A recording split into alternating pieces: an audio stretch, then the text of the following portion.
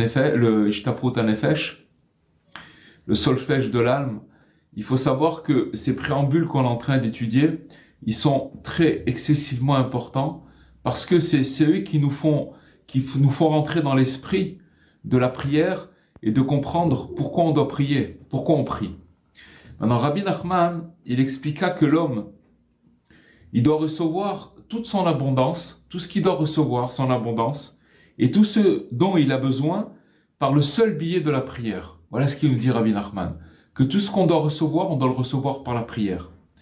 Il doit prier pour tout, pour les choses importantes comme les plus insignifiantes. Sinon, même si Dieu lui accorde ce dont il a besoin, Dieu, souvent, il nous donne des choses et on n'a pas prié pour ces choses-là, alors il nous dit qu'il sera semblable à un animal que Dieu nourrit aussi sans prière. On a dit hier que l'animal, il n'a pas été pourvu de la parole. Donc si vous voulez, il n'a pas besoin de prier. Dieu, il lui amène de l'herbe, il lui amène tout ce qu'il faut pour manger. Mais cette nourriture, c'est pas la même que la nourriture humaine.